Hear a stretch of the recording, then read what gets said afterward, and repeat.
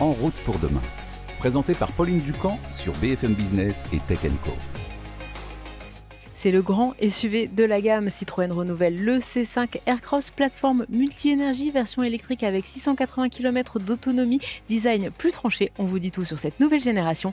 Bienvenue dans En route pour demain.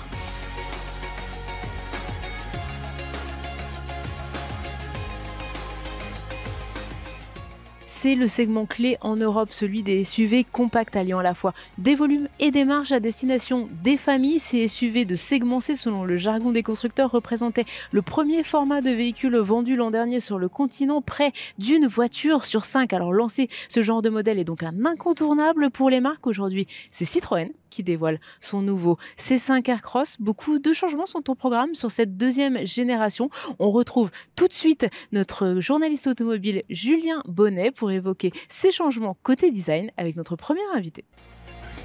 BFM Business et Tech Co présente En route pour demain, l'invité. On découvre ce nouveau Citroën C5 Aircross avec Kate Mouilleron, donc chef projet design. Bonjour Kate. Bonjour. Finalement, quelles sont les idées fortes qui vous ont guidé pour dessiner ce nouveau véhicule? On voit sur la nouvelle C5 Aircross qu'on est sur un nouvel langage formel qui est plus statutaire. On est vraiment sur les lignes de style qui sont beaucoup plus tendues, dynamiques, robustes et qui nous placent fortement dans un monde électrique. Oui, d'accord. C'est vrai qu'on voit une rupture forte avec la précédente génération. Finalement, c'est un peu fini les rondeurs. Ça traduit quoi finalement comme idée justement encore sur ce changement de design?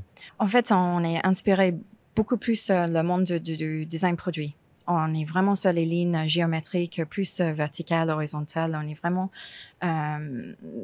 plus dans un monde moderne électrique. Ça, on le retrouve particulièrement, je trouve, à l'arrière du véhicule où il y a un travail assez fort qui a été fait entre design et aérodynamisme. Qu'est-ce que vous pouvez nous dire là-dessus? Oui, l'aérodynamique était un très fort challenge pour nous qu'on a transformé en challenge de design. Par exemple, on nous a demandé d'avoir une partie supérieure de la cabine qui était étroite avec une partie bas très large. Et on a dessiné les feux arrière autour de cette contrainte pour étirer le regard vers la largeur de la voiture. Donc, on a un design qui est inoubliable, mais qui aussi nous amène un gain aéro. Oui, d'accord. Donc, un aérodynamisme qui reste fort, mais en ayant un design quand même réussi. Et ces feux arrière qui sont quand même assez impressionnants d'être creusés comme ça. C'est vraiment pour avoir à la fois l'effet design et la circulation d'air.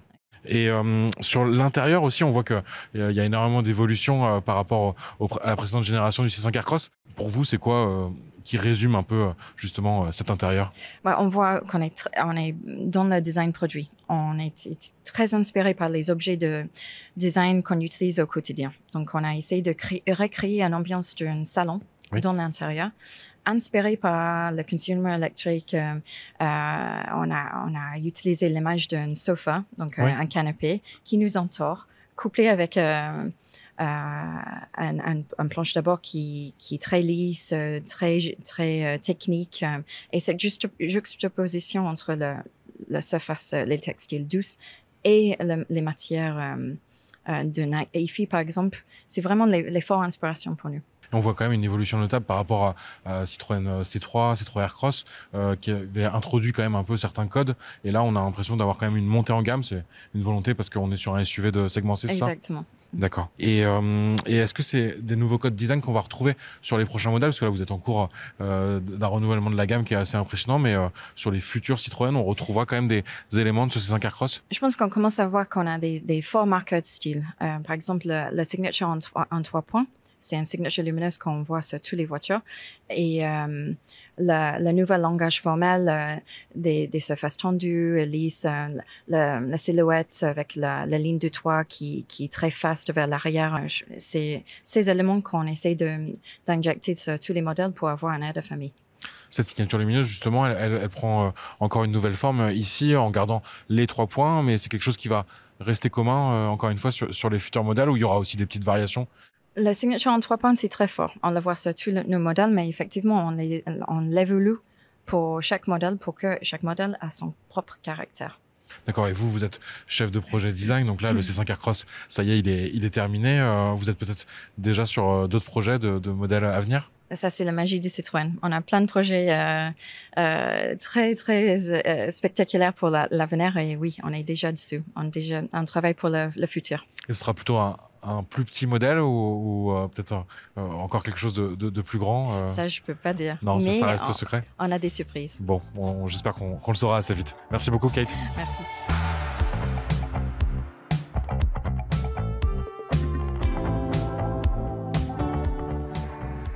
Bon Julien, après le design, il y a un autre gros changement sur ce C5 Aircross, c'est l'arrivée d'une motorisation 100% électrique. Et oui, on l'attendait avec deux tailles de batterie, dont une 97 kWh qui offrira un peu moins de 700 km d'autonomie, donc comme son cousin, le Peugeot i3008. Mais ça, tu vas nous en parler tout de suite avec notre prochain invité.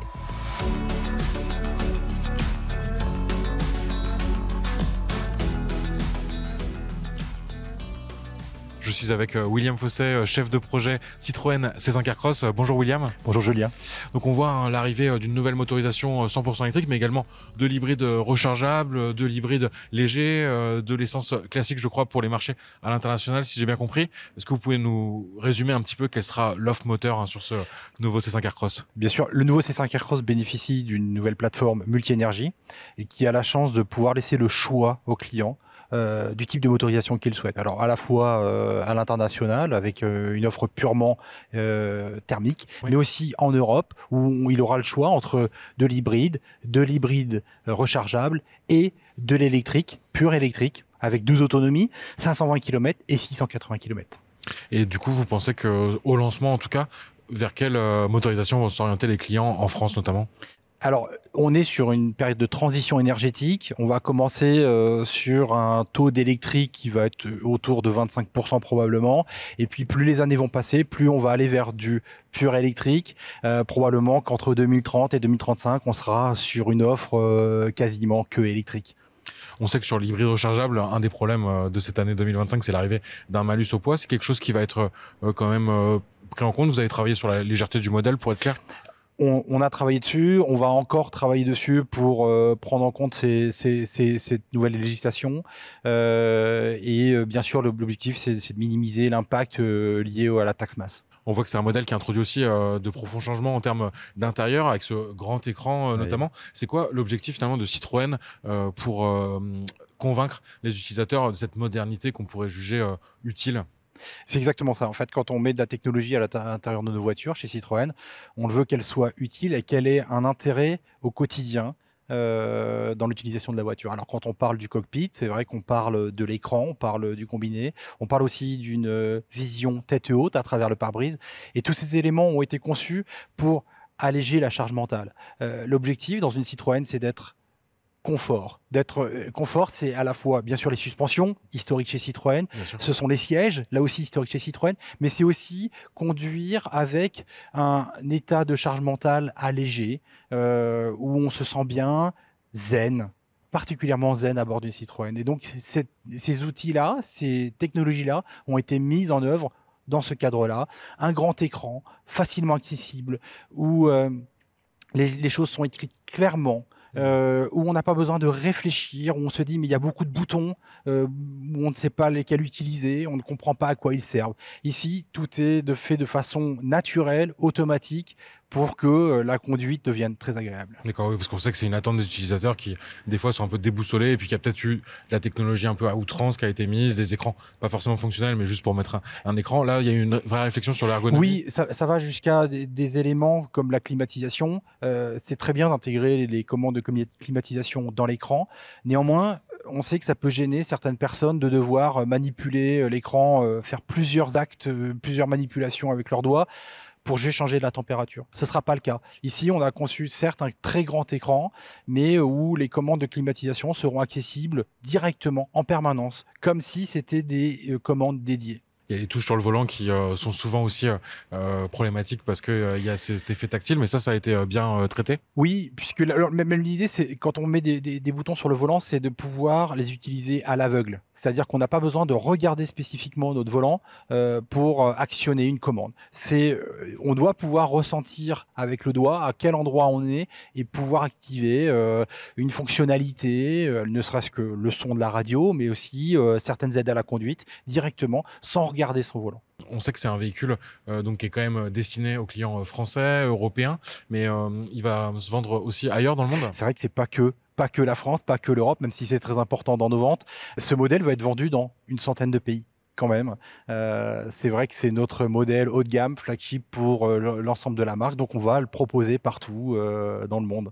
C'est vrai que c'est une image qu'a peut-être à l'international Citroën, hein, c'est une marque française de l'innovation automobile à travers le temps bien sûr, mais encore aujourd'hui, les destinations un peu pour avoir la carte du monde du C5 Aircross, ça sera vendu où par exemple? Alors dans les grandes lignes Japon, Argentine, Afrique, Nouvelle-Zélande, ça fait rêver, des belles destinations.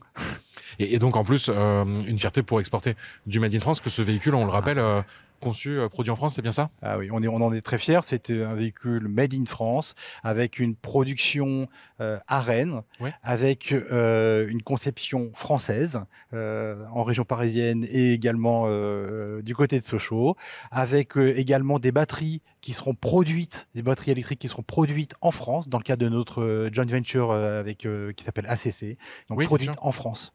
D'accord, et on voit justement cette usine de batterie qui monte en puissance peu à Oui. peu. Donc ça, les batteries, elles arriveront pour la commercialisation du modèle, c'est Oui, notamment la grande autonomie à 680 km sera produite en France. ça? Ouais, c'est important parce que c'est une question qui revient souvent Oui. de la part des clients qui veulent bien acheter de l'électrique, mais se posent quand même pas mal de questions Ils sont sur fiers, l'origine. et sont fiers de rouler différentes pièces. français. Ouais, bien sûr, d'accord. Donc non, c'est super intéressant. Et je crois qu'il y a aussi une petite utilisation originale d'un matériau recyclé Ouais. qu'on n'a pas l'habitude trop de voir dans des voitures. Pas du tout. C'est vrai que le clin d'œil, c'est qu'on a utilisé dans certaines pièces plastiques un matériau naturel qui est du sarment de vigne. Alors d'origine de Bourgogne, pour être exact, là encore, made in France. Et ça nous permet d'utiliser vraiment du matériau recyclable, recyclé à l'intérieur de cette voiture. Peut-être un argument supplémentaire pour vendre le véhicule à l'étranger, de dire qu'il y a un peu de vignoble français à bord, c'est C'est ça vrai qu'on que peut dire? l'image du vignoble français est tellement bon à l'international que ça peut être un petit atout. D'accord. Bah, merci beaucoup, William. Merci à vous.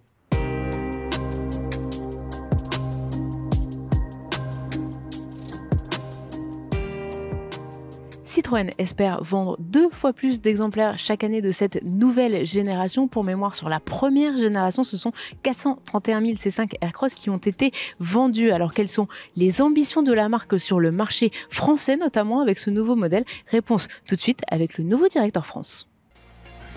BFM Business et Tech & Co présente En route pour demain, l'invité. Et nous accueillons maintenant Édouard Georges. Bonjour Édouard. Bonjour Pauline. Vous êtes directeur France Citroën. Merci beaucoup d'être avec nous dans En route pour demain aujourd'hui. Alors, ce nouveau C5 Aircross, c'est un des moments forts, si ce n'est le moment fort de votre année chez Citroën. Comment on lance un modèle dont le design a été, et même l'identité a été aussi profondément renouvelée?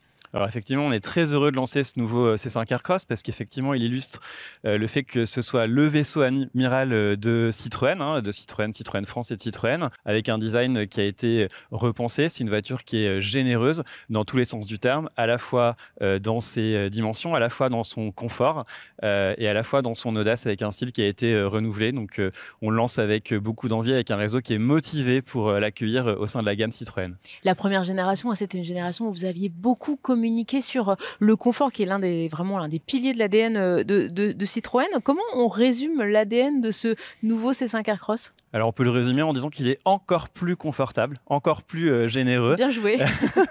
Tant par fait des innovations technologiques sur les butées hydrauliques, sur du coup l'ensemble des caractéristiques qui font qu'on est dans une Citroën avec un confort de conduite et puis un confort également à l'intérieur avec plein d'innovations autour de l'habitabilité, autour de l'infodivertissement et qui font que de ce nouveau C5 Aircross du coup un véhicule qui est parfaitement encore plus confortable que le précédent. Vous visez qui comme client avec ce type de véhicule? Alors, on vise deux types de clients. On vise des particuliers qui sont habitués. On est sur un segment qui est très compétitif, le C-SUV. Donc, on est habitué à des clients qui sont plutôt à la recherche d'un véhicule statutaire. Donc, C5 Aircross l'illustre parfaitement. Mais on vise également une clientèle d'entreprise avec environ un mix de 50%, avec également des collaborateurs qui sont à la recherche d'un véhicule qui est particulièrement bien équipé, particulièrement utile en termes d'équipement, d'innovation et de motorisation. Votre taux de conquête sur ce véhicule, parce qu'on sait que les clients Citroën sont des clients fidèles, c'est quoi la part de clients que vous avez envie d'aller chercher dans les autres marques ? Alors, on a envie d'aller chercher évidemment le plus de clients dans les autres marques grâce à ce nouveau véhicule. Je ne vais pas vous parler évidemment de chiffres, mais le taux de conquête est évidemment un élément important pour nous sur cette nouvelle SUV. En 2 ans, vous avez renouvelé l'entièreté de la gamme. C'est un gros travail pour une marque. Ça veut dire que la crise commerciale que vous avez pu connaître ces dernières années, vous pensez qu'elle est finie, elle est derrière vous aujourd'hui ? En tout cas, on a la chance avec C5 Aircross d'avoir maintenant une gamme de véhicules particuliers totalement renouvelée. De la C3 à la C5 Aircross, on couvre vraiment l'ensemble des segments. J'ai oublié de parler d'Ami, mais évidemment, c'est une autre voiture à part dans le segment. Et ce qui est important, c'est que la gamme est renouvelée stylistiquement, mais elle est également renouvelée avec une offre de motorisation qui est totalement électrifiée, de l'hybride rechargeable et de l'électrique évidemment, avec des gammes électriques qui sont particulièrement séduisantes sur le C5 Aircross. On a vu que ces derniers temps, vous aviez été beaucoup critiqué puisqu'il y a eu ce rappel concernant les airbags sur les C3. Comment justement on lance des nouveaux véhicules quand l'image de Citroën est un peu écornée, et comment vous avez essayé peut-être de rattraper les clients lors de cette campagne de rappel massive ? Alors déjà, on a la chance d'avoir des beaux produits. Donc les produits nouveaux, ils attirent. Lorsqu'on a lancé C3 Aircross au mois de mars dans le réseau, il y a eu un véritable engouement. Les gens se sont rendus chez Citroën. On a retrouvé nos clients Citroën. Et ça, je pense que c'est une force de Citroën en France d'avoir un socle de clients particulièrement forts et fidèles, et des produits séduisants qui du coup font que des nouveaux clients et des clients fidèles restent fidèles à Citroën. Pour parler de Takata, parce que vous m'avez posé la question, aujourd'hui, on retrouve de nouveaux clients dans le réseau, et ça fait plus d'1 an qu'on les accueille pour remplacer leurs airbags. Ça se passe de manière relativement fluide aujourd'hui, avec des taux de rendez-vous qui se passent très bien et des clients qui repartent avec une voiture qui est remise en état. Donc on peut dire que le sujet des airbags Takata est relativement derrière nous sur Citroën France. Ce C5 Aircross, il va se positionner comment par rapport à l'ensemble et par rapport à la concurrence ? Alors Pauline, je vous donne rendez-vous en juin où on dévoilera les prix et l'ouverture des commandes de C5 Aircross. Et du coup, juste dernière question, Édouard, la France, c'était le premier marché de la première génération du C5 Aircross. Comment vous envisagez la place de ce marché national pour cette nouvelle génération ? Pour C5 Aircross comme pour l'ensemble de la gamme, la France reste le premier marché de Citroën, avec environ 35% des volumes de Citroën qui sont faits en France. Donc une marque qui est particulièrement ancrée en France et sur laquelle on a besoin de faire des belles parts de marché. Merci beaucoup, Édouard, d'avoir été avec nous aujourd'hui. Édouard Georges, directeur Citroën France. Vous nous en parliez à l'instant, on a parlé de technologie. Justement, on en a retenu une avec Julien. Il nous l'a décrit tout de suite. Me voici à bord de ce nouveau Citroën C5 Aircross, et donc je vous présente la principale innovation pour moi à bord, c'est cet écran cascade qui semble comme ça jaillir de la planche de bord pour descendre comme ça vers la console centrale. Donc il fait 13 pouces, c'est tout simplement la plus grande taille qu'on trouve sur des modèles Stellantis actuellement, avec un positionnement vertical qui rappelle un peu la première Model S, où on va avoir Tesla Model S bien sûr, et donc on va avoir une présentation verticale et avec de la clim qui va rester fixe en partie basse, donc la clim tactile, mais qui est présente en permanence. Donc on espère des interactions quand même facilitées quand on sera au volant de ce nouveau C5 Aircross. Encore en dessous de cet écran, on va retrouver des petits raccourcis physiques quand même, avec un effet, une touche en fait tactile, mais avec un effet quand même cliquable, ce qu'on retrouve aussi au niveau des touches du volant, pour ceux qui s'inquiétaient de voir peut-être des touches un peu haptiques apparaître et qui sont souvent compliquées à utiliser. Et en complément donc de cet écran 13 pouces cascade, on va retrouver l'écran des compteurs, qui est quand même d'un bon niveau aussi de format et de définition, et complété aussi par un affichage tête haute. Donc là vraiment les principales informations qui seront parfaitement visibles pour le conducteur, à la fois sur cet écran des compteurs, cet affichage tête haute qui présente même une carte du GPS, et ce fameux écran cascade.